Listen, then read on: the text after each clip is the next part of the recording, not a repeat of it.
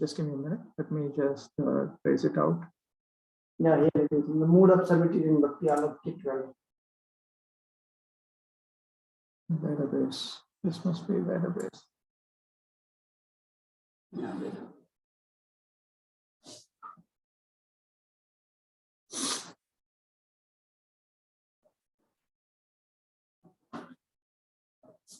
Bhakti Aloka 12. this is ISKCON National Calendar. You wanted this also? Yes, yes. Thank you. Bhakti Thakur, Sri Bhakti Aloka, last chapter. Where did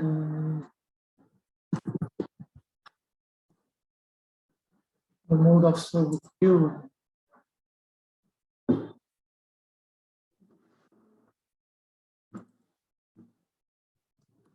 Korea Math has its own Kanjika also? Maybe, but it's. Because I doubt it. I heard today some person that Bag Bajar, Korea Math, Kanjika matches with its own Kanjika.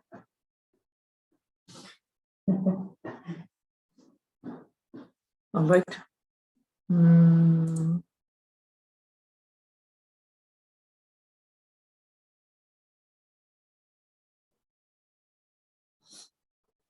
Okay, further rules for Grihastha Vaishnavas.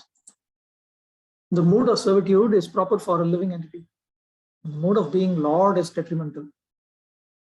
These are actually, this is obviously a very common principle for all the practitioners, not just the Grihasthas, the non-Grihasthas also, everyone.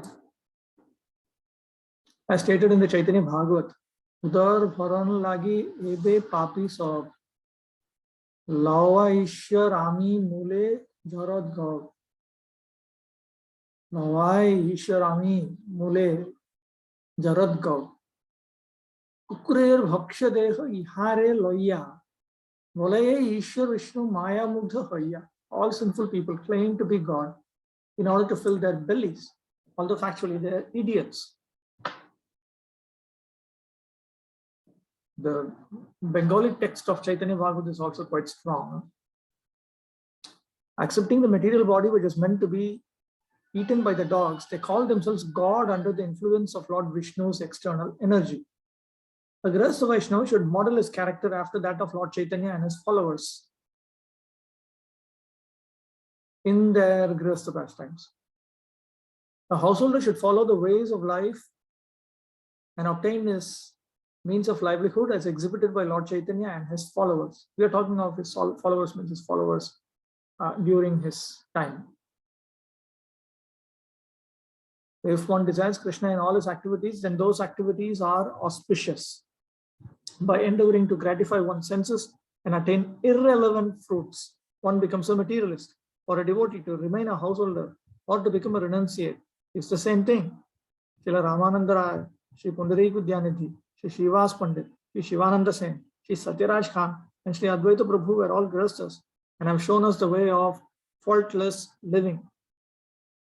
The difference between a householder and a renunciate is due to their different means of livelihood. If the home is favorable for a devotee's devotional service, then he should not leave. It is his duty to remain a Grihastha with detachment. But this should not be misunderstood, as Bhaktisiddhanta Saraswati Thakur points out elsewhere. When one progresses in Krishna consciousness as a Grihastha, he will develop all the symptoms of renunciation, internal and external. Now, in Varnashrama Dharma, household, a house is not just a husband and a wife, and certainly it's not just a small little thing. Family is 3 generations living together, and all the male siblings, they live together even if they're married. There are rules. There are rules of the game. So this is how you live together. And there is space given for renounced elderly persons, for men and women also. And it is actually expected after the age of 50 that you give up Artha Kama and you're respected. You're respected amongst those who are still having inclinations towards Vedic Dharma. You're respected. You're expected to go on Tirtha Yatra. You're expected to chant Lord Hari's name. You're expected to be absorbed in spiritual meditation, study of scriptures, and they give you a place. Things are arranged. So it is not that this detached grihastha is still continuing the activities of grihastha life. He is now becoming a functional vanaprastha. And then after some time, almost like a kuti chaka, unofficial kuti chaka, in that thing called family life. So there's a space for it. Not that they should not be misunderstood to mean that he is a functioning grihastha until he dies. Not like that. Bhaktivinoda Thakur himself can be taken as an example.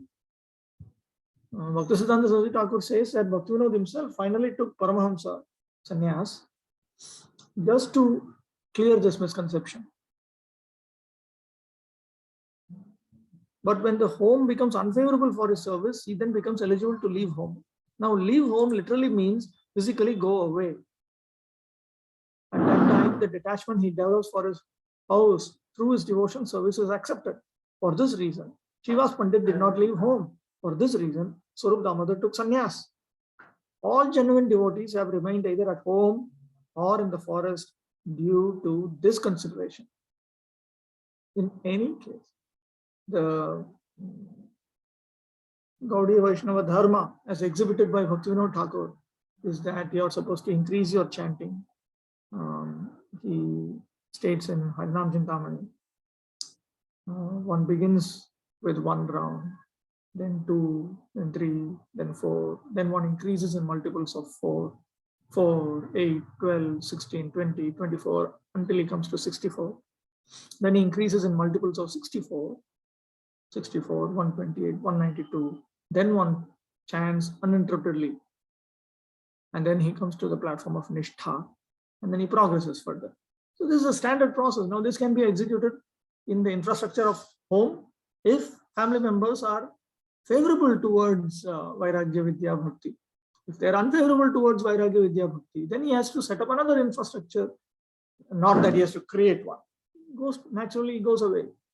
That is what is referred to here as renunciation, sannyas, and so on. But the same process is the same. The process of progressing in one's chanting while giving up sinful activities, offenses, and while becoming absorbed in the 64 items of devotional service in order to create a spiritual environment that is favorable for serving the holy name. That is the same, whether one is a man or a woman, whether one is living officially inside home, or if he is physically living outside home. It is for this reason that Bhaktivinoda Thakur was liked by genuine Vaishnavas who were householders or non-householders. It is for this same reason that great devotees like Jagannath Das Babaji and even much earlier the 6 Goswamis, they were very much liked by both householders and non-householders. Whoever has left home due to this consideration is called a genuine renunciate. He is always careful not to commit offenses against the holy name. Now let us consider the occupation of a renunciate. Mind you, even the one who is staying at home at a certain point, he starts following these principles. And if his family members are favorable to Vairagya Vidya and Bhakti, they'll create a separate space where all of this can be executed. In the Chaitanya Charitamrita, Śrī Chaitanya Mahaprabhu spoke to the renunciate Raghunath Das Goswami as follows. Bhala koilo vairagir dharma acharilo. Raghunath Das has done well. He has acted suitably for a person in the renounced order. So there is something called vairagir dharma, the dharma of a vairagi. We can actually see, if you counter-check the rules that Thakur Bhaktivinoda gives here for renunciates, against the description of Sri Vishnupriya Devi, after the Lord took sannyas, she took up the vows of a widow. The vows of a widow is basically similar to the vows of a genuine renunciate. So that's what I mean. When you progress in Krishna consciousness, you start following this. But she did not leave home and start traveling and become a guru, or she did not do these kind of things. Even though actually in the Gaudiya Vaishnava line, as I mentioned, perhaps I mentioned elsewhere, I don't know, the perfect devotees were given the highest respect, irrespective of whether you have a Diksha relationship with them or Shiksha relationship with them. That is not so much considered. It's that person's spiritual accomplishment. Based on that, that person is honored. If he is spiritually accomplished, he is perfect in Hari Bhakti, he is not just a sadhaka, he is a siddha, then he is meant to be served to the fullest extent. Anya nindadi shunya hridam ipsita sangalabhya. Then you chase him, you follow you follow him. Basically, you become his follower. Even though you may have no Diksha relationship with him, you may have no Shiksha relationship with him. So therefore, Vishnupriya Devi, and then later many other exalted devotees, they were all honored on the basis of this principle, according to their own spiritual accomplishments. And that too, Mahaprabhu's devotees were naturally renounced externally and detached internally. So that was identical, whether externally, theoretically, they were householders, officially they were householders, or officially they were not householders. We noticed this even in Gopinath Pattanayak's situation. He was householder. Due to some financial irregularity, he was put in jail. But even then, he was chanting.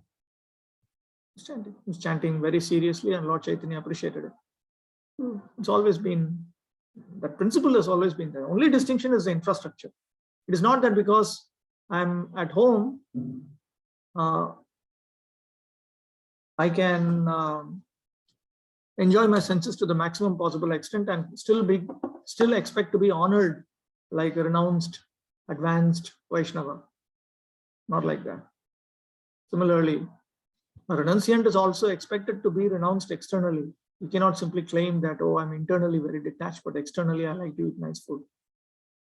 Not like that. The knife cuts both ways.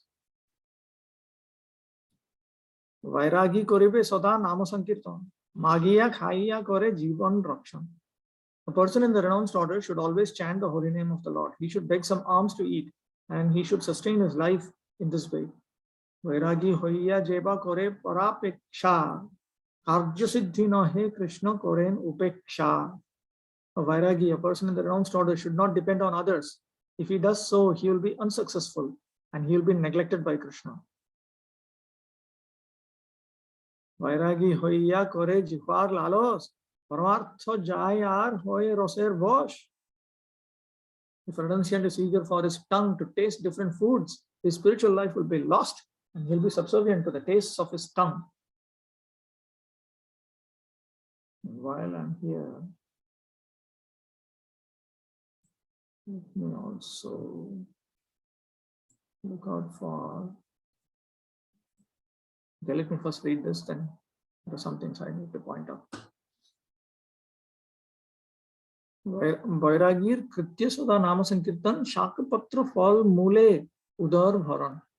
The duty of a person in the renounced order is to chant the Hare Krishna mantra always. He should satisfy his belly with whatever vegetables, leaves, fruits, and roots are available. Jivar lalase jai iti uti dhai shishnodar parayan Krishna hi pai. One who is subservient to the tongue and who goes here and there, devoted to the genitals and the belly, cannot attain Krishna.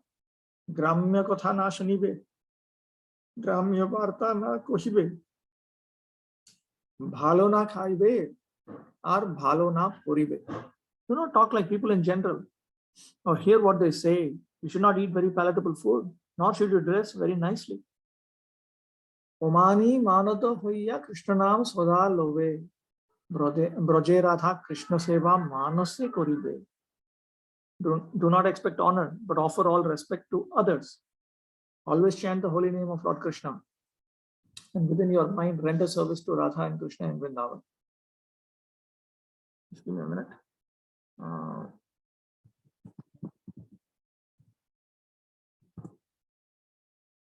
Tracing something.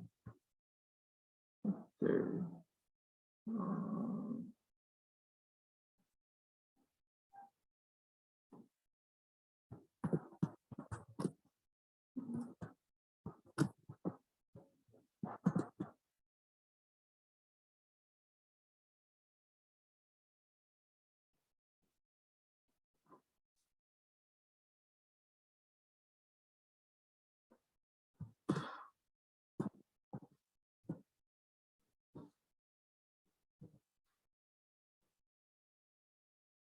What happened? Something went wrong.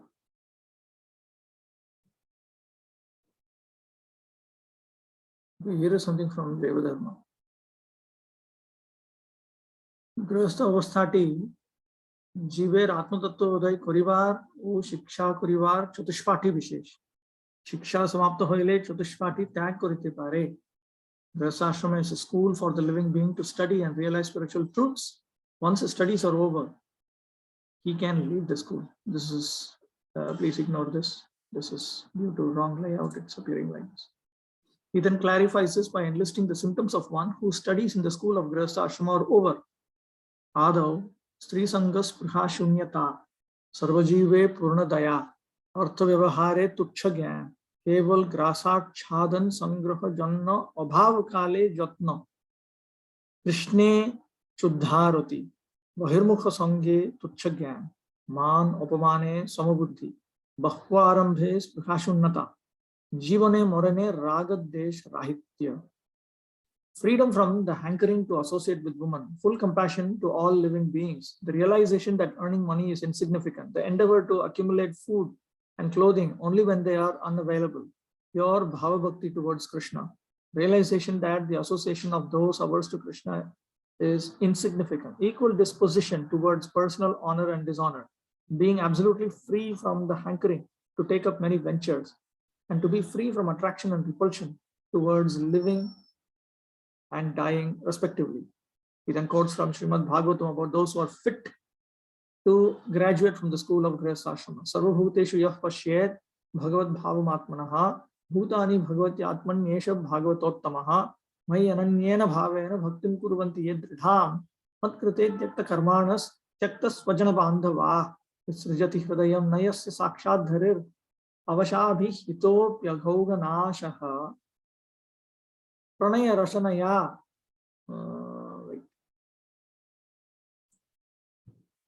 Pranaya Rasanaya Dhritangri Padmas Sabhavati Bhagavata Pradhana Ukta. The most advanced devotee sees within everything the soul of all souls, the Supreme Personality of Godhead, Shri Krishna. Consequently, he sees everything in relation to the Supreme Lord and understands that everything that exists is eternally situated within the Lord. Such a sadhu engages in staunch devotional service to the Lord without deviation. For the sake of the Lord, he renounces all other connections, such as family relationships and friendly acquaintances within the world. The Supreme Personality of Godhead is so kind to the conditioned souls that if they call upon him by speaking his holy name, even unintentionally or unwillingly, the Lord is inclined to destroy innumerable sinful reactions in their hearts. Therefore, when a devotee who has taken shelter of the Lord's lotus feet chants the holy name of Krishna with genuine love, the Supreme Personality of Godhead can never give up the heart of such a devotee. One who has thus captured the Supreme Lord within his heart is to be known as Bhagavata Pradhana, the most exalted devotee of the Lord. He then states, Ei lakshan sakal je grihastha bhakter upasthit hoy, tini ar karmaksham akenna, sutarang tini grihatyagi hoiya poden. The grihastha devotee of Lord Krishna, who has developed these characteristics, is no longer capable of executing his duties prescribed for the grihastha ashrama. Therefore, he becomes a renunciant. So this is Bhaktivinoda Thakur, what he expects from those who take up the role of a Grihatyagi. Overall in India, these expectations are very much there, even now, amongst the general populace. I have even heard some Muslims say that the one who gives up service to his family in order to serve God is expected to stay like that for the rest of his life, and is not considered to be of a high standard if he goes back to family life. A sannyasi or a renunciate should not live in his village with his relatives. As stated in the Chaitanya Charitamrita, Sannyasir dharma nohe sannyas kuriya nija janma sthane rohe kutumba loiya. After accepting sannyas, it is not the duty of a sannyasi to remain at his birthplace encircled by relatives. The renunciate should not meet a king or woman. In the Chaitanya Charitamrita, the Lord said, Virakta sannyasi amar raja darashan, stri darashan, sam visher bhakshan. Since I am in the renounced order, it is as dangerous for me to meet a king as to meet a woman. To meet either would be just like drinking poison. The renunciate should remain faultless, as stated in the Chaitanya Charitamrita. Shukla vastre mosibindu joichenalu kai. Sannasir olpo chidro sarvoloke gai. Prabhu kahe pranajaiche dugdher kalas.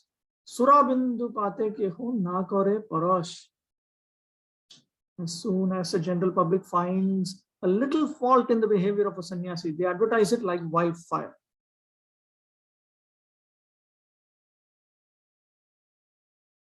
For some reason or other, in many parts of South India, and it may be the case in North India also, even brahmacharis who wear saffron are somehow expected to be like traditional sannyasis, which implies that when they do something out of weakness, then immediately they get a lot of criticism, and whoever helps them gets criticism, whichever temple that they are part of gets criticism, whichever organization they happen to be connected to gets criticism. Serious matter. A black spot of ink cannot be hidden on a white cloth. It is always very prominent. Śrī Chaitanya Mahaprabhu then said, there may be much milk in a big pot, but if it is contaminated by a drop of liquor, it is untouchable. The behavior of a renunciate is explained in the Chaitanya Charitamrita. Preme gora gor mono ratri divase. Snan bhikshadi nirvaha koren obhyase. His mind was absorbed in great ecstatic love day and night. He ate and bathed simply out of habit. The symptoms of a pseudo-renunciate are stated by the Lord in the Chaitanya Charitamrita. Prabhu kohe vairagi kore prakriti sambhashan. Dekhite na paro ami tahar bodon. Durbar indriya kore vishay grahan. Darabi prakriti hore munerapi mon. Shudra jeev sab markat vairagya koriya. Indriya charaya bole prakriti sambhashiya. Prabhu kohe mor vash nohe mor mon. Prakriti sambhashi vairagi na kore darasan. Ami to sannasi apnare birakta kori mani. Darshan rahu dure. Prakriti naam jodi shuni. Tabo hi bikar pai mor tanumon. Prakriti darshane sthir hoy kon jon. Typically, Lord Chaitanya Mahaprabhu, while talking about women in relationship with renunciants, he uses the expression Prakriti to refer to living entities who may be devotees or non-devotees who have the gross body of a female. The Lord replied, I cannot tolerate seeing the face of a person who has accepted the renounced order of life but who still talks intimately with a woman. So strongly do the senses adhere to the objects of their enjoyment that indeed a wooden statue of a woman attracts the mind of even a great saintly person.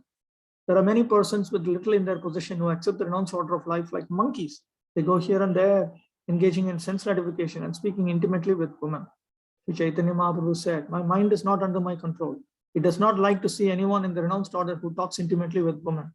I am a sannyasi, and I certainly consider myself renounced. But not to speak of seeing a woman, if I even hear the name of a woman, I feel changes in my mind and body. Therefore, who can remain unmoved by the sight of a woman? It is very difficult. Again, detachment in the heart of a householder is greatly appreciated, even by sannyasis.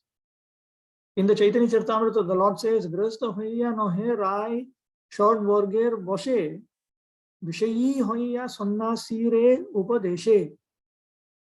Although Ramananda Rai was a householder, he was not under the control of the 6 kinds of bodily change. Although apparently a pounds and shillings man, he advised even persons in the renounced order. Actually, after one develops spiritual intelligence, one begins to see symptoms of spiritual advancement, Vairagya, Vidya, Bhakti, both internal Vairagya, internal Vidya, internal Bhakti, and external Vairagya, external Vidya, external Bhakti,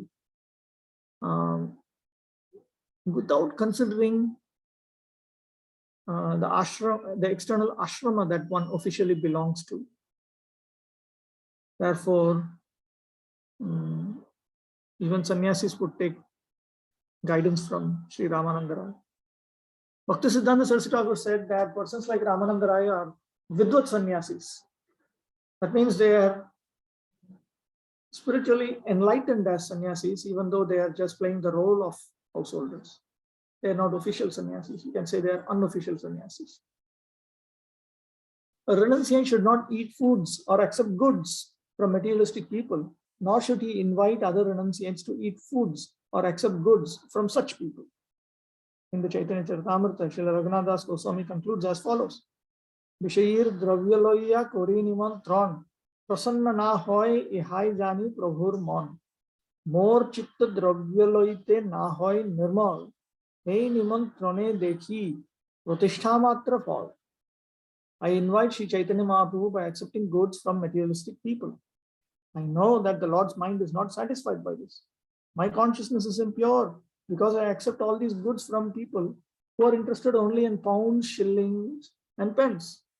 Therefore, by this kind of invitation, I only get some material reputation. Lord Chaitanya accepts this actually. The Lord replied in Chaitanya Charitamrita, Vishayir anna khaile molin hoi mon. Molin mon hoile nohe Krishnir smaran. Vishayir anna hoy rajasa nimantran. Data bhokta duhar molin hoi mon.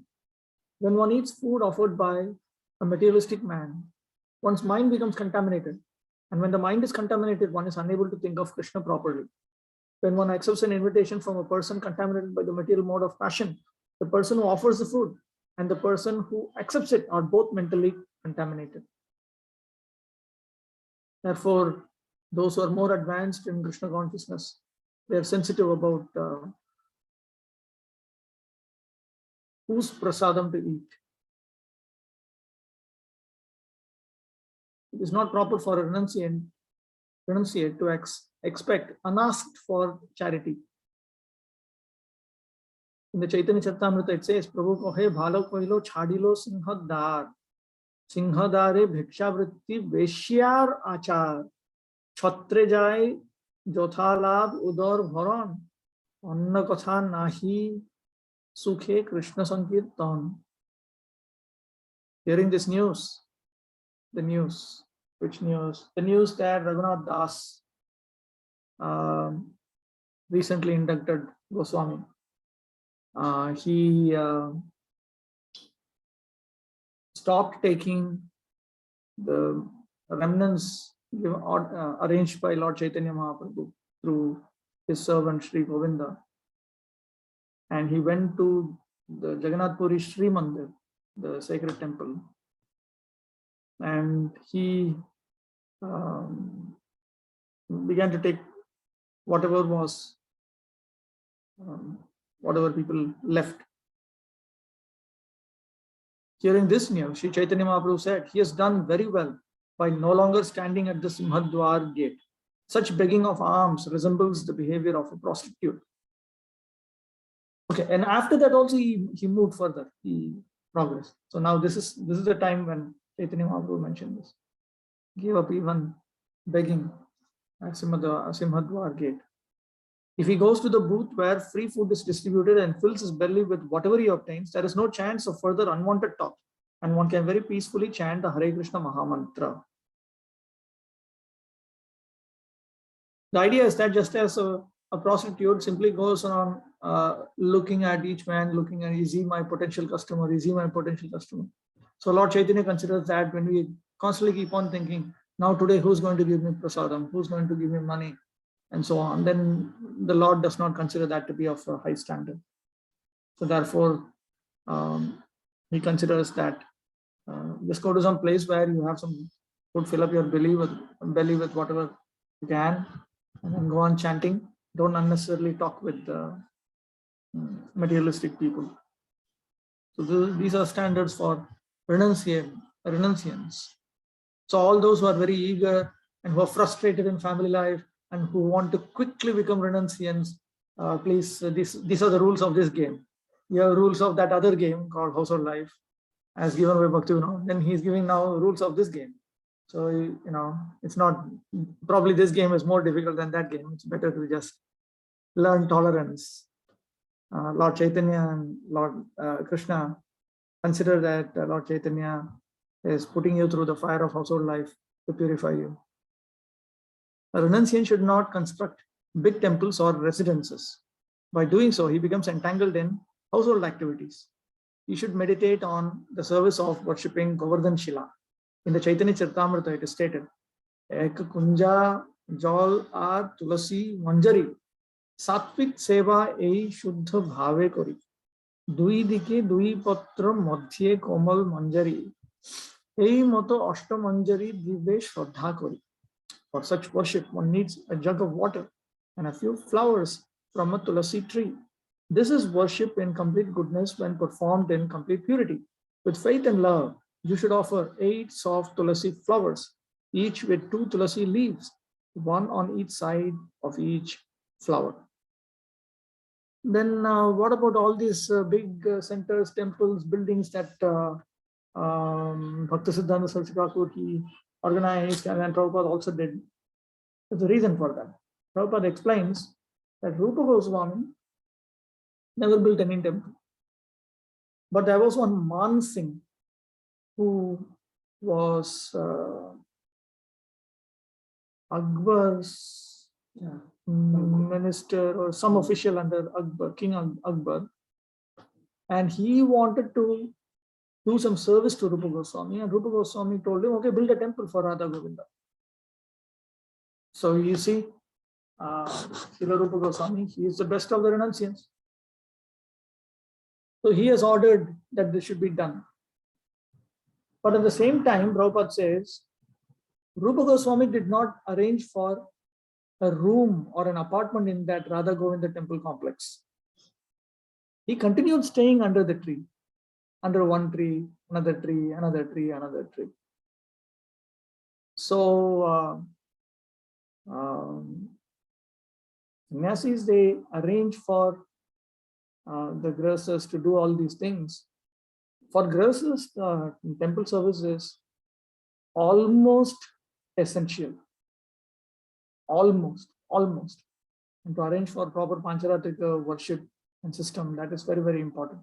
Another point to note is the renunciant that Bhaktivinoda Thakur is talking about is way higher than the sannyasi of the Varnashrama system. The sannyasi of the Varnashrama system, generally we are talking about Kutichakas, Bahudakas, Parivrajakas. 4.1, 4.2, 4.3. Fourth ashrama, stage 1, stage 2, stage 3. Then there's the fourth stage, which is called Paramahamsa Sannyasi. That is the Babaji that we talk about. And the Grahatyagi or the renunciant that Bhaktivinoda Thakur is talking about is actually that 4.4, the final stage. That Prabhupada has also noted that in the final stage, the devotee just sits and chants Shravanam Kirtanam Smaranam. That's all. Shravanam Kirtanam Smaranam. These are the activities of Gaudiya Vaishnava Paramahamsa Sannyasis.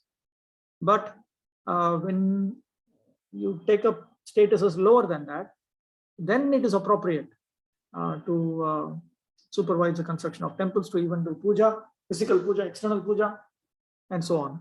That is not unacceptable, because in Varnashrama Dharma, Kutichakas, Bahudakas, and Parivrajakas, they do these kind of services. But Pancharatrika Vidhi is accepted as being acceptable for them. Bhaktisiddhanta Saraswati Thakur was considerate about those who have developed some renunciation. See, the same Bhaktivinoda Thakur who's writing all this, he also wanted Varnashrama Dharma to be re-established in its proper, pure system, which is the Bhagavata Varnashrama. It's the same as Bhagavata Varnashrama. Daiva Varnashrama is nothing but the same as what you find in Srimad Bhagavatam. Bhagavata Varnashrama is Daiva Varnashrama.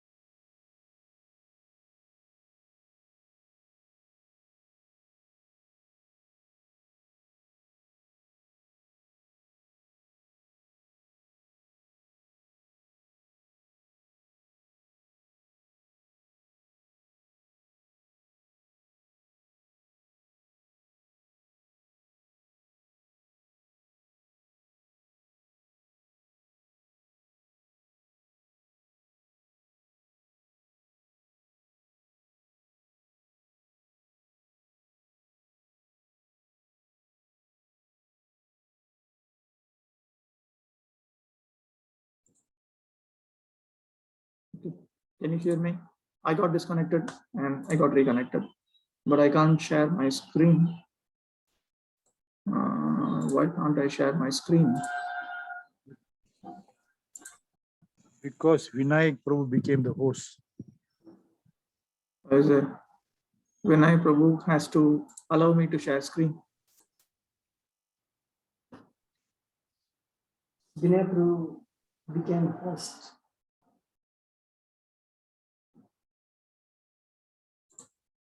I still can't share my screen.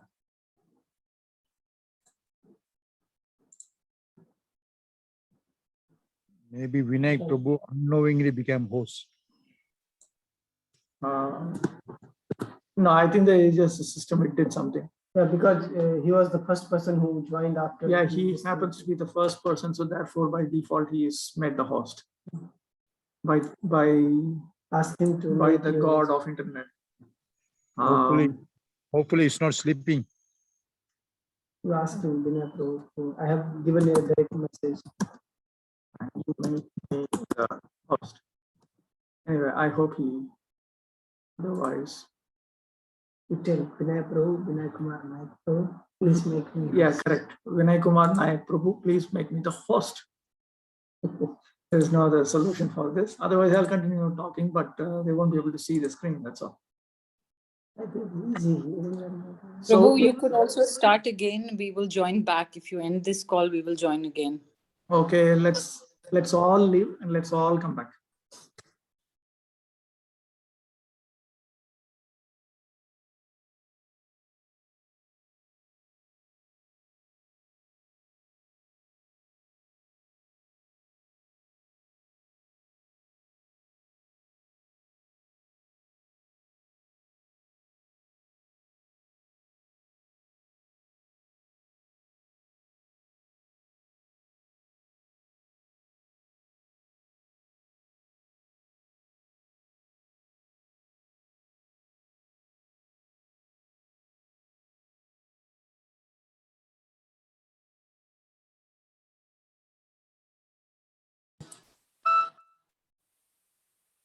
Oh, now the host should make me what? Allow screen sharing or make me co-host. Who is the host right now? Prerit Shukla should make me the host. Kindly make me the host. Don't ask me how to do that. There must be some way to do it. I have given him or her, whoever is. Okay, consider it bad luck today that you have to suffer with audio only.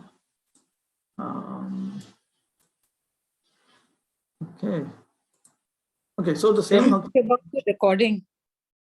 He has to do the recording also as the host. Okay, who's this Prerit Shukla? Kindly consider making me the co-host. Then I'll figure out how to do the recording. Perhaps he didn't leave. Perhaps he didn't leave the last call. That's why he has been designated the host now. Okay, let's just continue. Okay, so the same Bhaktivinoda Thakur, he considered that Daiva Varnashrama is required.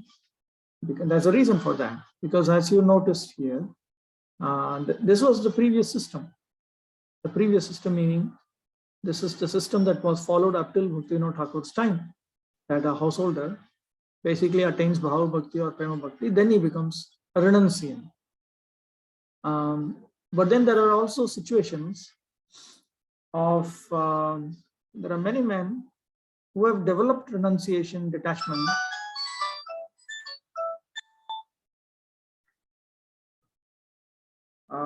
There are many persons who have developed sufficient detachment, renunciation, but they have not attained love for Krishna. So then where do they go? Now they are in between. They are not up to Bhaktivinoda Thakur's standard of a great tyagi. But they are more, they have developed so much of satoguna, so much of renunciation, they cannot function at home. So then what is the system for them? in Varnashrama Dharma, there is an arrangement for that. There is Vanaprastha, there is Sannyas. And prior to Garhastya also, there is Brahmacharya. So the entire larger scheme, if the larger scheme could be set up, then that would benefit everyone, because just as when you build a staircase, if you build the steps with too much of gap, it's very difficult. People cannot jump from one step to another. They need to climb. So therefore, re-establishment of the original Varnashrama system would be of great value for those who want to progress steadily. Therefore, Bhaktivinoda Thakur wanted it, and Bhaktisiddhanta Saraswati Thakur, he took up steps in order to bring about Daiva Varnashrama Dharma. The first step is to establish the ashrama system, which he did. Now ISKCON is still yet to properly organize the Varna system. Then that would complete it. If everyone is engaged according to his capacity, in terms of his prescribed duties, in terms of his prohibitions, in terms of his allowances, it will help them progress. So in Bhaktisiddhanta Saraswati Thakur's scheme, within Varnashrama Dharma, we are talking of the uncorrupted Varnashrama Dharma scheme, their sannyasis, they can construct all these temples and all these things. That's fine. And Bhaktisiddhanta Saraswati Thakur points out in Haribhakti Vilas also, you find temples are temple construction is considered a very valuable service. Temple construction is considered to be a very valuable service. Also, references are provided in Chaitanya Charitamrita about Madhavendra Puri, him staying in a mutt in Brajmandal, if I remember correctly, Govardhan, before he installed that Gopal deity. So these things are appropriate. Who's this? Can you just put this? Find out what. I think it is Ojasvi probably take that call. Take that call for what? Yeah, because Ojasvi will try to make you host. So what I am supposed to do? Just take that call. He'll tell you something. I don't know what he'll tell you. I have given it to Dharma. Let him work it out. Okay, so then therefore Bhaktisiddhanta Saraswati Thakur introduced saffron. Saffron itself indicates that we are part of the Varnashrama scheme. Whereas the one who wears white, the renunciant who wears white, he is understood to have transcended the Varnashrama Dharma itself, which means he has to be like this. This is not a strange ideology coming from Bhaktisiddhanta Saraswati. There is a Bhagavatam verse, 11th canto, Salingan ashramam styaktva chared avidhigo charaha. On the basis of which Lord Chaitanya gave white cloth to Sanatana Goswami to wear. So in this statement from the 11th canto of Bhagavatam also, regarding this, Vishwanath Chakravarti Thakur has noted that the one who has attained Prema Bhakti, he does this. But prior to that, he preserves the external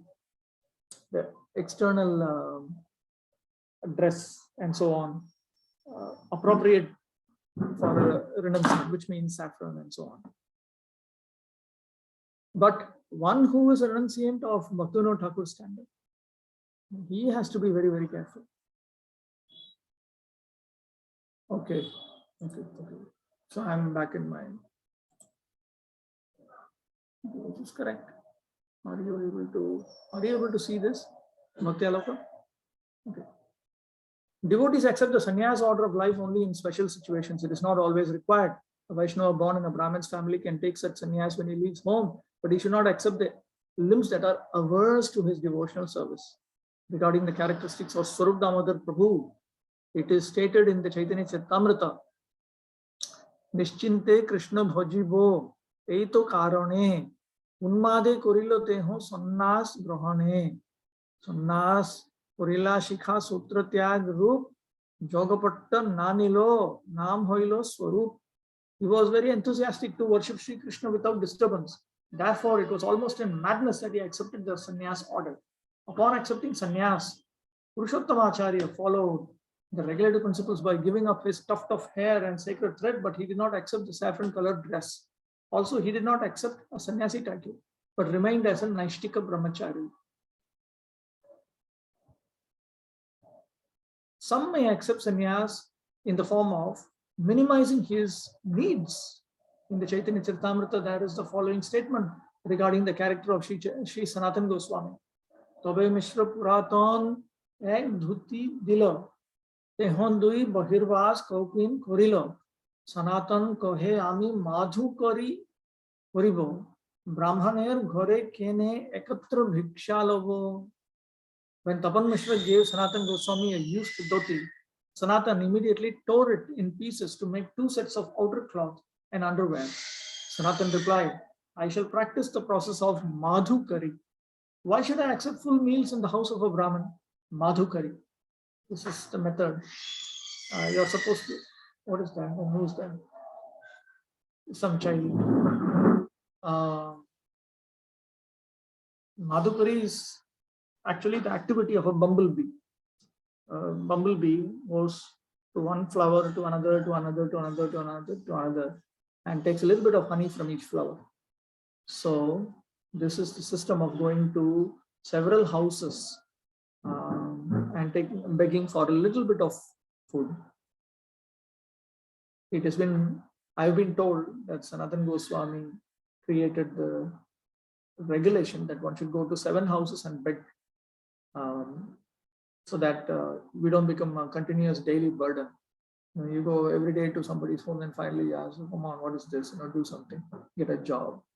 So then instead of that, you go to several houses and you beg for a handful. So then, 7 handfuls makes up a plate. You should be able to survive. The Lord's response is found in Chaitanya Charitamrita. Tin mudrar bhot gai madhukari grass dharma hani hoy lok kore upahas.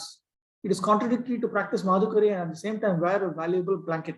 One loses his spiritual strength by doing this. One will also become an object for jokes.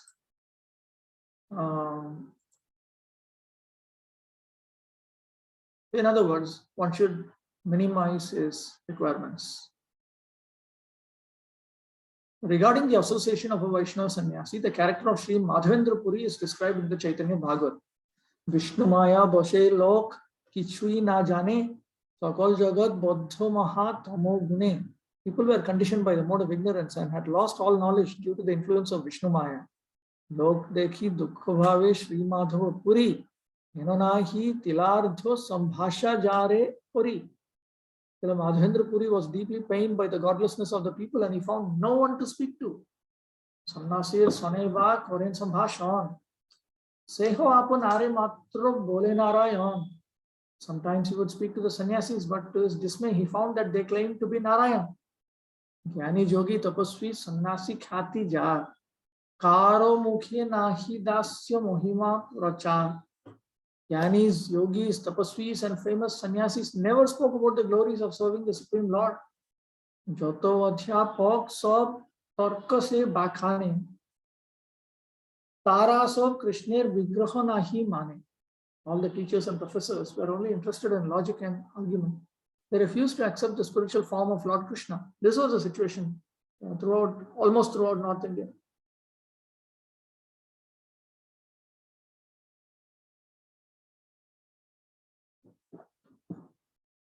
लोकमध्ये भ्रमिकेने वैष्णव देखिते कोथाओ वैष्णव नाम नाशुनी जगते. Srila Madhavendra Puri thought, why am I roaming amongst people searching for a Vaishnava? Wherever I go, I don't even hear the word Vaishnava. Ete ke se bon bhalo ei sob hoite bone kotha nohe avaishnaver sohite. Therefore, he considered it better to stay in the forest where he did not have to speak with non-devotees. So the renunciants, they should be very careful. They should not mix with non-devotees. This is very, very contradictory for a renunciant to talk to his former family members, become friends with them, become emotionally dependent on them, and to, in fact, engage in dadati, pratikritnadi, kukhyamakhyadi, prachati, bhunte, bhojete, jaiva, shadvidam, priti, lakshana with non-devotees. Very dangerous. A Vaishnava sannyasi should give up the use of Mayavadi markings. Concerning the character of Sri Brahmananda Bharati, the Chaitanya Charitamrita says, Brahmananda Puryache Mruga Charmamba Taha Dekhi Prabhu Dukha Pahila Antar. When Sri Chaitanya Mahaprabhu and his devotees approached him means approached Brahmananda Bharati. They saw that he was covered with the deer skin. Seeing this, Sri Chaitanya Mahaprabhu became very unhappy. He was very unhappy because it was something that the Mayavadis used to have, probably in particular places. Regarding the pure Grihastha Vaishnavis, the lady devotees, the Chaitanya Charitamrita describes the procedure for seeing a sannyasi. Purvavat Prabhu Koila Savar Milan, Stri Sab Dur Hoite Koila Prabhur Darashan. The Chaitanya Mahaprabhu received them all, just as he had in previous years. Received them all means received the devotees from Bengal, the entire group. The woman, however, saw the Lord from a distance. This was the Lord's arrangement. A renunciate Vaishnava is prohibited from all kinds of enjoyment.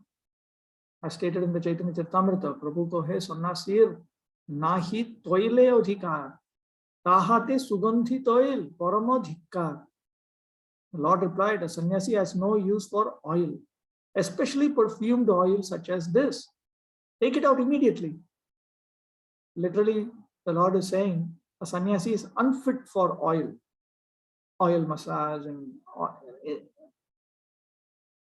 And on top of it, this is very well perfumed oil. Paramadhikar. Oh, how terrible. A renunciant Vaishnava is forbidden from hearing the singing of a woman, as described in the Chaitanya Charitamrita. Ek din Prabhu Jameshwar Tota Jaite, Shei Kale Devodasi Lagila Gaite, Dure Gan Shuni Prabhur Hoilo Avesh, Stri Purush Ke Gai Na Jane Vishesh, Stri Gai Boli Govinda Prabhure Koila Kole, Stri Naam Shuni Prabhur Bajya Hoila, Prabhu Kohe Govinda Aji Rakhila Jivan, Stri Parash Hoile Amar Hoito Moran. One day, when the Lord was going to the temple of Yameshwar, a female singer began to sing in the Jagannath temple. Hearing the song from a distance, Sri Chaitanya Mahaprabhu immediately became ecstatic. He did not know whether it was a man or a woman singing. I think she was singing from Gita Govinda.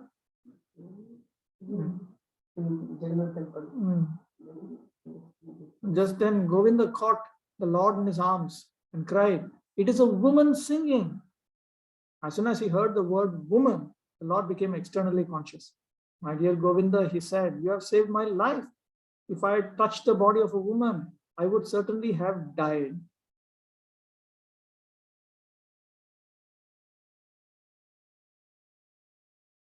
So renunciate Vaishnavas are forbidden from even passively coming in contact with women, and even like this.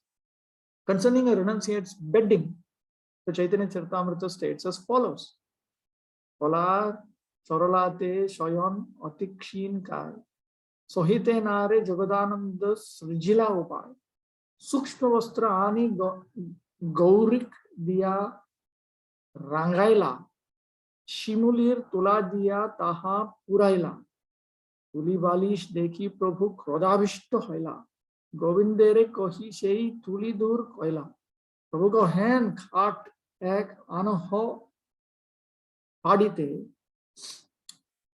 Jagadananda chahe amai vishay bhunjaite সন্ন্যাসী মানুষ আমার ভূমিতে শয়ন, আমারে খাট তুলি বালিশ মস্তক মুন্ডন। স্বরূপ গোসাই তবে সৃজিলা প্রকার, কদলীর শুষ্কপত্র আনিলা অপার। নখে চিরি চিরি তাহা অতি সূক্ষ্ম কইলা, প্রভুর বহির্বাস দুইতে সেই সব ধরিলা। এই মতো দুই কইলা ওডন পাডনে, অঙ্গীকার কইলা প্রভু অনেক যতনে। The Lord was very thin, and he would lay down to rest on the dry bark of plantain trees. Vivekananda could not tolerate this, so he devised a remedy. He acquired some fine cloth and colored it with red oxide. Then he filled it with cotton from a shimula tree. When Sri Chaitanya Mahaprabhu saw the quilt and pillow, he was immediately very angry. The Lord asked Govinda to put aside the quilt and pillow. Sri Chaitanya Mahaprabhu said, "You should bring a bedstead here for me to lie on. Vivekananda wants me to enjoy material happiness. I'm in the renounced order, and therefore I must lie on the floor. For me to use a bedstead, quilt, or pillow would be very shameful." Then Swarup Damodar Goswami devised another method. First, he secured a large quantity of dry banana leaves. He then tore the leaves into very fine fibers with his nails and filled two of Sri Chaitanya Mahaprabhu's outer garments with the fibers. In this way, Swarup Damodar made some bedding and a pillow. And after much endeavor by the devotees, Sri Chaitanya Mahaprabhu accepted them. You can see that Lord Chaitanya Mahaprabhu, when he was a householder, he was exemplary. And when he was a renunciant, he was exemplary. Ideal in both ways. Regarding a renunciate's food, the Lord has said in the Chaitanya Charitamrita, Prabhu ko he, sobe kene purire koro rosh, sahaja dharma ko he te ho tar ki ba dosh, jati hoiya jikhwa lampatya atyanta anyay, jatir dharma pran rakhite ahar matra khai. Chaitanya Mahaprabhu replied, "Why are all of you angry at Ramachandra Puri? He's expounding the natural principles of sannyas life. Why are you accusing him? For a sannyasi to indulge in satisfying the tongue is a great offense. The duty of a sannyasi is to eat only as much as needed to keep body and soul together." All the above mentioned items are accepted as the proper occupations of renunciate Vaishnavas. Now the proper occupations for all Vaishnavas, householders and renunciates, will be explained. Common duties. So the duties for householders given so far are specifically for householders. The duties for renunciates given so far are specifically for renunciates. Now the common duties will be given, which are applicable for both. Both groups have to accept this. There is no duty in the age of Kali other than chanting the holy names and mantras of Krishna. It is necessary for everyone to take initiation into the chanting of the holy name of Krishna. As stated in the Chaitanya Charitamrita, Krishna mantra hoite hobe sansar mochan, Krishna naam hoite pabe Krishner charan. Simply by chanting the holy name of Krishna, one can obtain freedom from material existence. Indeed, simply by chanting the Hare Krishna mantra, one will be able to see the lotus feet of the Lord. Naam bino kali kale nahiyar dharma, sarva mantra sar naam ei shastra marma. In this age of Kali, there is no religious principle other than the chanting of the holy name, which is the essence of all Vedic hymns. This is the purport of all scriptures. Krishna name jayananda sindhu aswadan, brahmananda taraghe khatodak song. Compared to the ocean of transcendental bliss that is tasted by chanting the Hare Krishna mantra, the pleasure derived from impersonal Brahman realization, Brahmananda, is like the shallow water in a canal.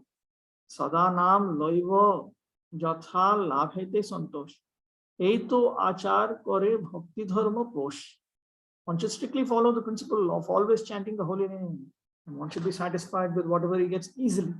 Such devotional behavior solidly maintains one's devotional service. Jnana karma yoga dharme nahe Krishna vash. Krishna vash hetu ek prema bhakti ras. By following the paths of speculative philosophical knowledge, fruitive activity, or mystic yoga to control the senses, one cannot satisfy Krishna, the Supreme Lord. Unalloyed devotional love for Krishna is the only cause for the Lord's satisfaction. The proper procedure and proper instruction for accepting a spiritual master is given in the Chaitanya Charitamrita as follows. Kivanyasi Shudra Kene Noy, Jai Krishna Tattveta Sei Guru Hoy, Raganagam Marge Tare Bhaje Jai John, Sei John Pai Broje Brajendra Nandan, Chitta Dehe Chinti Kore Tahai Sebon, Sakhi Bhave Pai Radha Krishner Charan. Whether one is a Brahmana, a sannyasi, or a Shudra, regardless of what he is, he can become a spiritual master if he knows the signs of Krishna. If one worships the Lord on the path of spontaneous love and goes to Vrindavan, he receives the shelter of Rajendra Nandan, the son of Nanda Maharaj. After thinking of Radha and Krishna and their pastimes for a long time, and after getting completely free from material contamination, one is transferred to the spiritual world.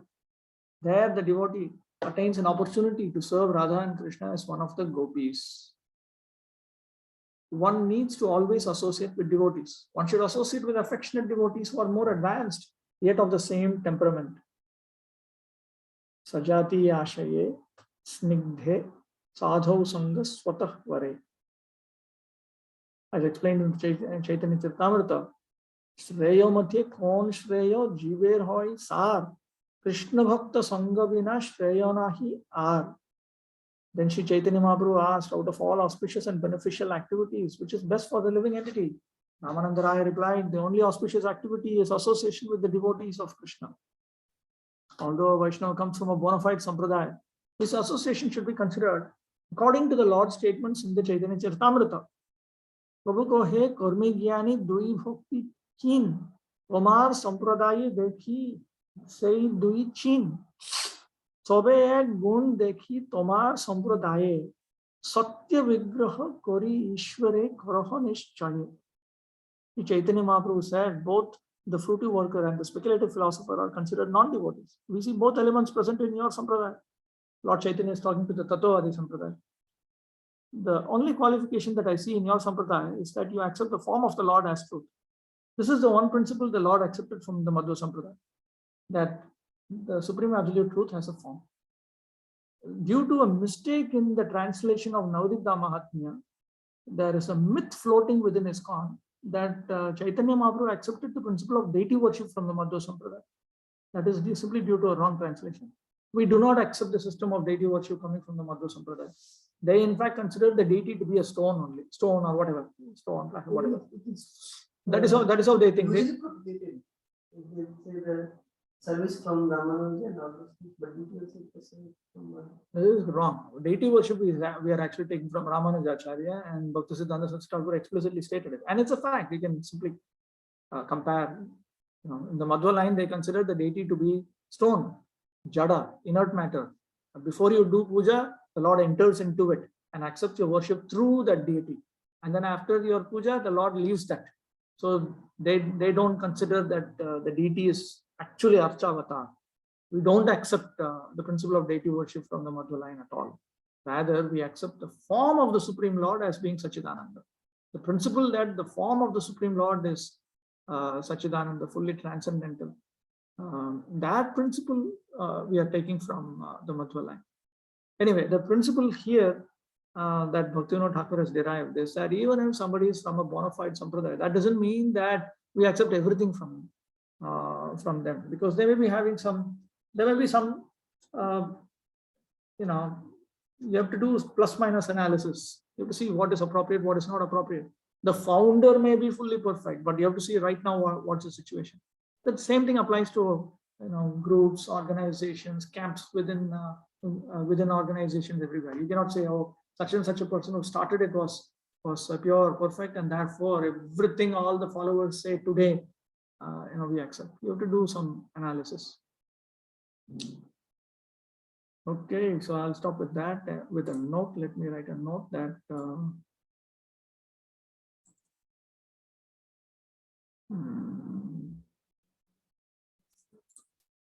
here also in a Google group called ISKCON Delhi. Let me add this. Nāmāśraya-bhakti. Nāmāśraya-bhakti.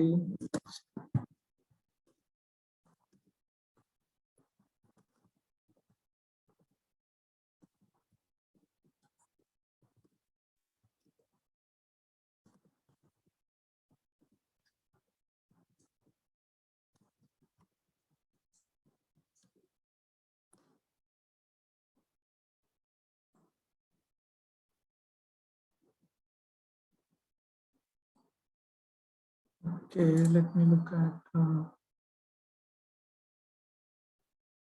the new argument that the woman referred to in the scriptures doesn't apply to devotee women. Why?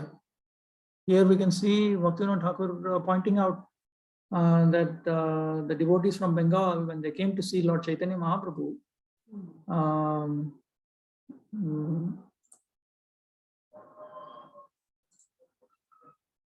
the ladies could only look at him from a distance. So it means that, and it's not just devotee woman, it's not that this rule is only for devotee woman, it's a common rule for devotee woman and non-devotee woman. The Lord's dealings with the ladies was in line with the principles of Varnashram. It's not that because we start chanting Hare Krishna, the men immediately become transcendental and the women become transcendental. It's not like that.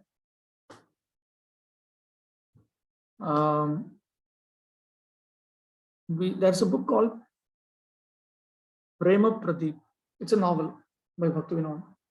But from that we can definitely understand how Bhaktivinoda Thakur has explained certain features of what he considered to be genuine Vaishnava life. In that novel, he depicts a scene where a renunciate lady is giving a class, but she's somewhere alone and she's just speaking. There's no unnecessary mixture with men. It's just doing it separately. In Varnashram Dharma, it is not that women cannot engage in Vairagya Vidya Bhakti. Certainly they can. Everybody is supposed to. But there has to be segregation of the genders. That's all. Separate. Separate the men, separate the woman in full celibacy. Gender separation in full celibacy. The moment we mix between men and women, men and women interacting all the time, that becomes a very major problem. That becomes a major issue, because actually in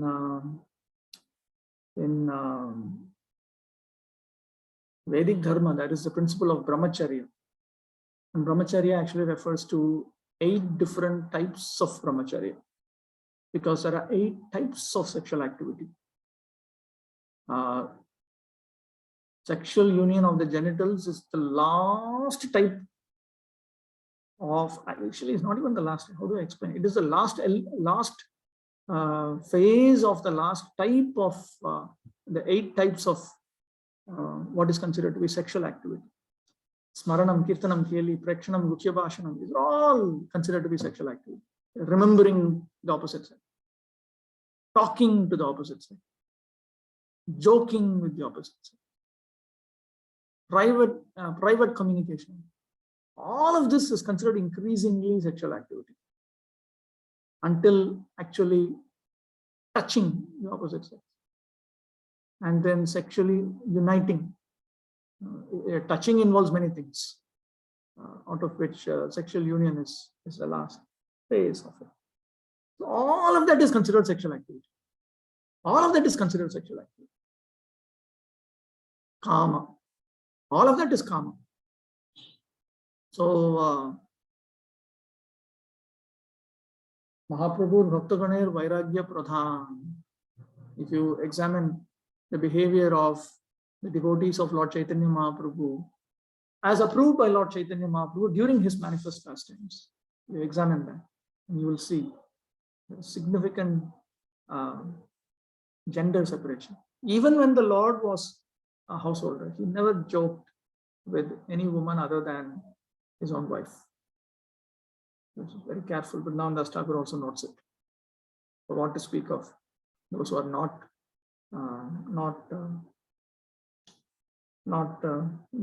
grastas, the gratyagis.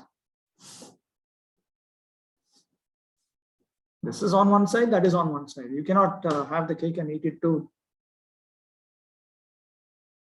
You cannot experience happiness by interacting with the opposite gender on one hand, and on the other hand try to experience and make progress in Prema Bhakti, make progress towards Prema Bhakti. These are 2 exact opposites. You have to choose between one. In fact, the Varnashrama system itself is a system that pushes you further and further towards restrictions. It's just one set of restrictions, then more restrictions, then most restrictions, goes on. Family life itself is nothing but restrictions, filled with restrictions. A man can only touch his wife. He cannot touch any other woman. Restriction. Vice versa for the woman also. And then in Vanaprastha life, more restrictions. Sannyas life, even more restrictions. Paramahamsa sannyas, you can see how much of restrictions are there. So when we want to make progress in Krishna consciousness, then we welcome these external restrictions. These restrictions on the subtle body and gross body are welcome. If we develop a dislike for all of this, it means that we are weak, spiritually weak, or we have misconceptions. And both of them are two different types of anarthas, Hridaya Daurbalya or Tattva Vibhrama, philosophical misconceptions. Okay, anything else?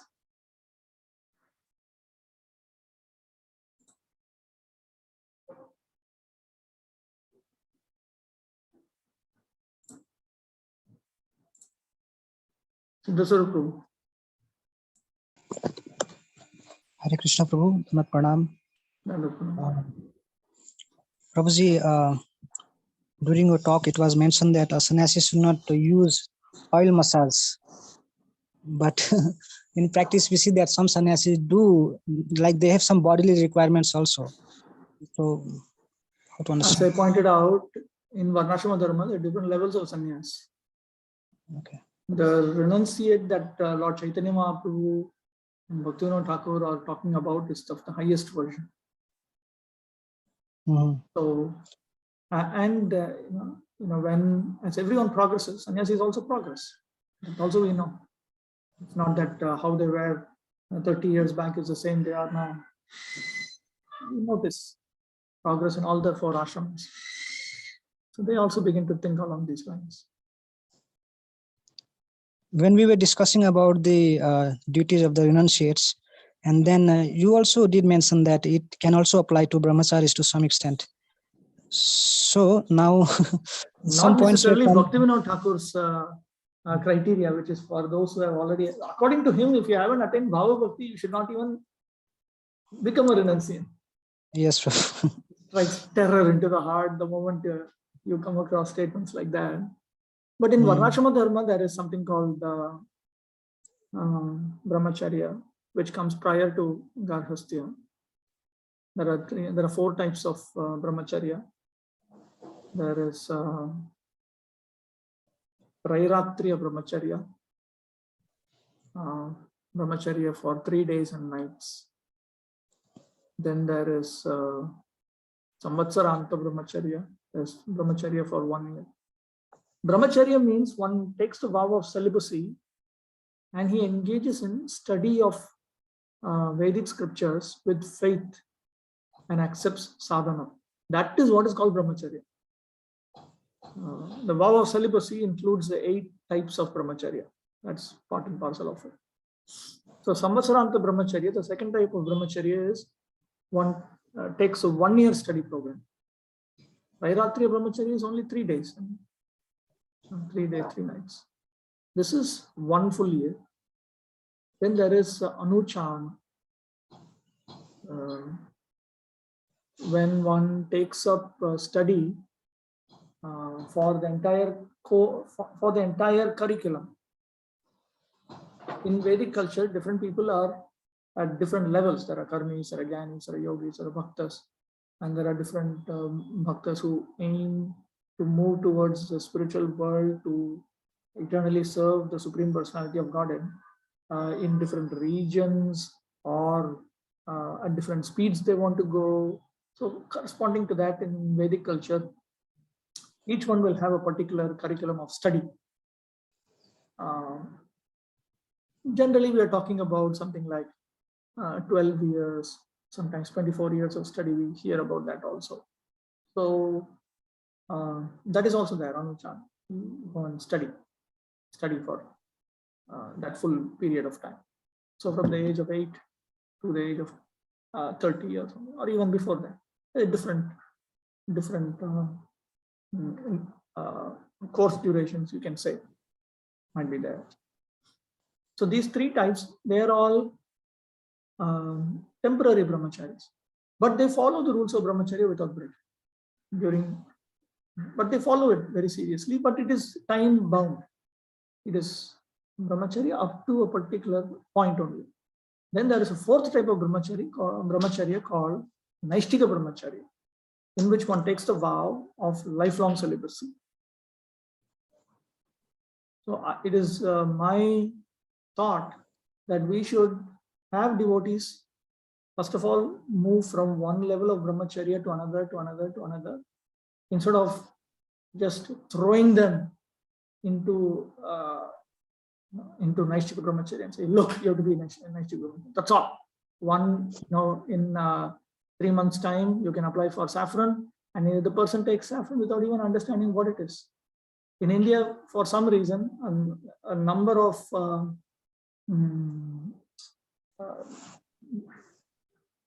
persons, many people, even now, in many places, they expect that saffron means Naishtika. What to speak of all that? My own mother would not accept. That's it. Saffron means gone, go. You belong to God. Once you take saffron, you're gone, because you gave up service to even mother and father, which is the highest form of material service. They are God's representatives. You gave it up to serve God, which is acceptable. Fine. Now, if you want to put on white, means you want to embrace a woman, and that is absolutely ridiculous. Absolutely ridiculous. And why did you give up? Why did you give up? You could have been at home. You can't say now that at that time I did not know. No, it's a responsibility. Why you did not think all these things? You think touching that saffron is a joke? It is saffron, God's color. So, gradually our devotees are also beginning to understand the seriousness of these things. White is a universal cloth. One can be in white and choose to accept all the restrictions of even sannyas. Even sannyas up to the levels given by Bhaktisiddhanta Saraswati Thakur, which is within Varnashrama Dharma, actually. But at the same time, there are also devotees who do require to be pushed. But you also need to give them sufficient facility. Brihad Vrata requires Brahmanical nature. Brihad Vrata requires Brahmanical nature. If you don't have Brahmanical nature, it's passion or ignorance which is going to push you down. And within ISKCON, gradually in different places, they're beginning to value Brahmanical contribution. They're beginning to value education. They're beginning to value those who are absorbed in chanting, those who are absorbed in deity worship. Sometimes we hear now devotees within ISKCON, even some managers, they say, yes, we require some brahmanas. At least some brahmanas should be pure so that we can show the world, that we can show the public that, see, we also have nice devotees. See Janivas Prabhu, see this devotee, see that devotee. Not that we are all political, diplomatic, and all this nonsense. Yeah, some people. It's just like the Indian police also sometimes they say, we have some non-corrupt police officers also. Just to show, So if they find some honest policeman, they will not completely throw him out. They'll give trouble and all these things, we know that. But they'll keep him. They might transfer him here, there, and harass him in different ways, but they'll keep him. Because you need to show. You need to show the media, you need to show the public. We also have good people. Why are you saying we're all bad? So all of a sudden, suddenly they'll put the spotlight on him just to change the public attention. We do all these things also. We have done all these things. We have seen in ISKCON people do all these things. Our managers do all these things also. So sometimes they value that also. So it is not that Brahmanas are devalued, but Brihad Vrata requires Brahmanical nature. Brihad Vrata. Brihad Vrata is a vow of celibacy. It's a vow of celibacy, which means it means many things. To be in a holy dham, to be engaged in certain sattvic environments. These things are important. Ultimately, everybody is supposed to move in that direction. Even the grihasthas, they are supposed to progress in Krishna consciousness, become vanaprastha. But vanaprastha can only be the very system of vanaprastha itself can be sustained only when you are beginning to develop some taste for satoguna. And in vanaprastha also there is the first stage of husband and wife being joint vanaprasthas, and the second stage where the husband is separated vanaprastha. But that requires even more vairagya vidya bhakti. Always, step by step. We do not need to artificially stay at some position and simply suffer. And finally, when ultimately, people will accept Krishna consciousness when we are peaceful in our particular position. If we are always peaceless, always disturbed, always why is this like this? Why then even the non-devotees will say, what is this? And what is your Krishna consciousness? What has it done to you? It has not even improved your consciousness. It has not improved your character. If after 25 years of doing all this chanting, this, that, I gave up my job, if I follow, and finally I end up like you, I don't want this Krishna consciousness, they will say. You have to prove. You cannot go on saying, come to this hospital, the medicine is very good, the doctor is very lovable and very this, very that. Finally, what you're as sick, you're coughing as much as the other person. And finally you say, I'm a senior patient. What the hell is a senior patient? Or like that we say, I'm senior. Senior with all the anarthas. Same anarthas, like a new bhakta, or like even not even new bhakta, a person who is 6 months into Krishna consciousness. We have all the same miserable problems that he has, all the material desires he has. Everything is coming out. We need to think about these things. Not that we start thinking that Bhaktivinoda Thakur promoted Grihastha life. He did not promote Grihastha life actually. During his time, there were only two types. There were Grihasthas and Grihatyagis. Very simple it was. You be a Grihastha and you progress in Vairagya, Vidya, Bhakti. And after you attain Bhava Bhakti, you are supposed to become a Grihatyagi. But that was not actually happening. That was not actually happening. Bhaktivinoda Thakur noted that even much earlier, 2 centuries earlier, the Paramahamsa Vesh, this Babaji, it was being given to people who did not attain Bhava Bhakti. It had already started to become a cheap thing. So by the time of Bhaktivinoda, it was ridiculous. But the actual intention was very simple. Because what is there? You just progress in chanting, you serve Vaishnavas, you preach, you be ideal Grihastha, you progress in it. But Bhaktivinoda Thakur, he recognized that no, we require Varnashrama Dharma to provide stepping stones. Now that means you need to have Brahmachari ashram. You need to have Grihastha ashram. You need to have Vanaprastha ashram. You need to have Sannyas ashram. 4.1, 4.2, 4.3, then 4.4. Step by step. Also, one can choose to be unofficially. One can be at a particular status, and he can put on the dress of a person who is lower. There are some Grihasthas who are sometimes we see that they are living like sannyasis, away from family, and they're following all the restrictions of sannyas life, but externally they portray themselves as being Grihastha.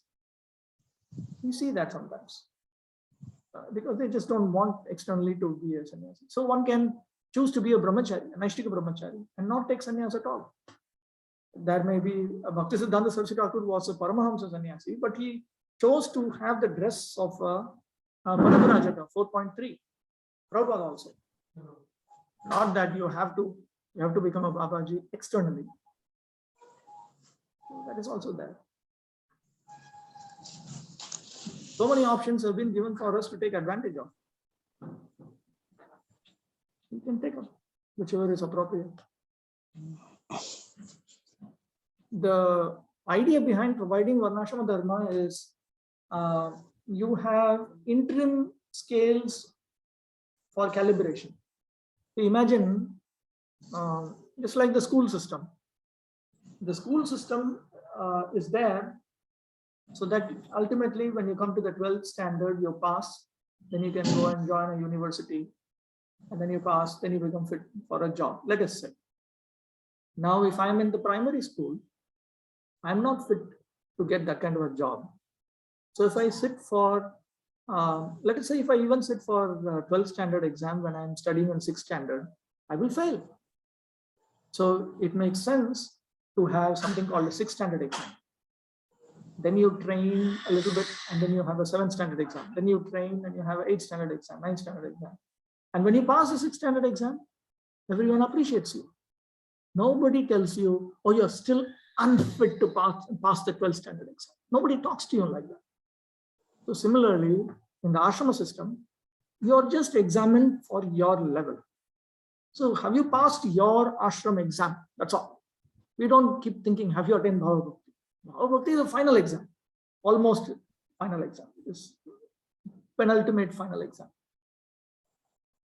So therefore, bringing in the ashrama system, bringing in the varna system, these all will prove to be very, very helpful in the long run. Devotees will be very much relaxed actually. Imagine if you had a school where you only had 6th standard exam and you had 12th standard exam. Just in your mind, imagine that kind of a school. Everybody will be failing. And then they'll come up with an idea that actually you don't need to pass. Like in today's ISKCON, we have come up with the idea, actually you don't need to attain Prema Bhakti and all that. Special mercy of Prabhupada. Special. We can concoct our own ideas. You know, when I die, I'll go back to Godhead. Auto go back to Godhead. Some kind of automated system. We unnecessarily were concocting our own ideas. We just need to pass at our level and progress further at our level. So the ashrama system greatly eases spiritual progress. Bhaktivinoda Thakur thought about this also. That's why he wanted it. Bhaktisiddhanta Saraswati Thakur took the next step. And Prabhupada took the next step. So we should move forward. There another thing, why you need the varnas? Because everybody is not immediately capable of going through the entire ashrama system. Only the higher 3 varnas, or Trivarnicals, they will be capable of going for the brahmacharya ashram in the first place. The others will be terrified. If you talk about brahmacharya ashram itself, they'll be terrified. That itself indicates they are not Trivarnicals as of now. As of now.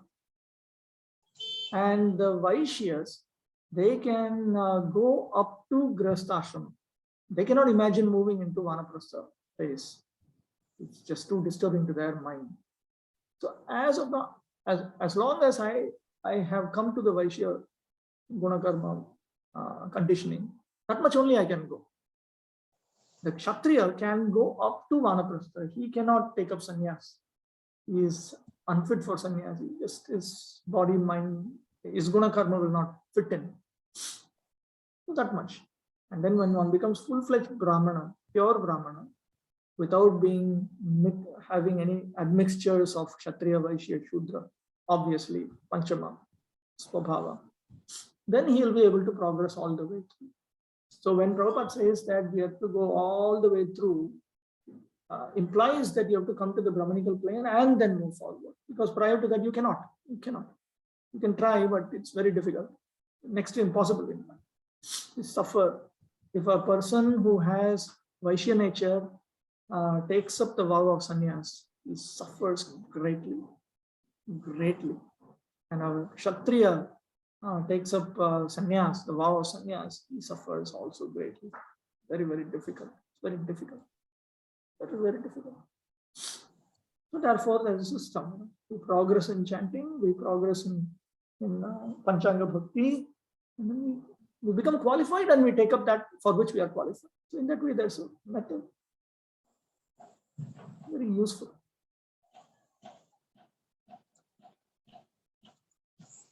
Could you help us ascertain what level we are in, what next, and what level we need to aspire to? For this, in Jaiva Dharma, there is an incident. Somebody is asking his spiritual master, Shiksha Guru or someone, but he listens to him, and both of them know each other very, very well. And that master, he tells this disciple, the student, tells him, actually, you're fit for this. So from that we understand, from that very incident, we understand that you need to actually mix with someone sufficiently so that you understand him and he understands you. So this is not something, obviously, these things we cannot do digitally. And we are friends, we cannot, this you need to examine someone who's vastly superior in all materially, spiritually, in all ways. And who helps you, who knows you. I was fortunate enough to be blessed by Sri Gopi-Pranand Prabhu. There are so many things like this I used to ask him. I would ask him. He pointed out a particular roadmap also.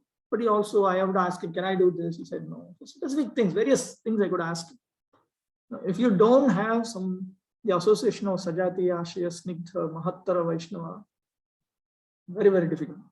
That's to be spiritually like-minded, meaning having the same goal that you have, Sajatiya, Ashaya, Snigdha, for some unknown reason, he is affectionate to you, he is kind to you, Mahattara, and he has to be substantially more advanced than you. This is what is meant by Sadhu Sangha. So all of us need to beg Krishna for this, because only Krishna knows. We ourselves, we don't know. And then when Krishna grants us that, then he helps us progress.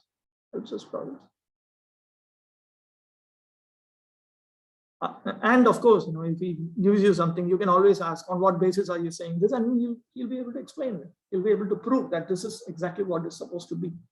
So in that way, it will also be convincing. It's not just some dogmatic.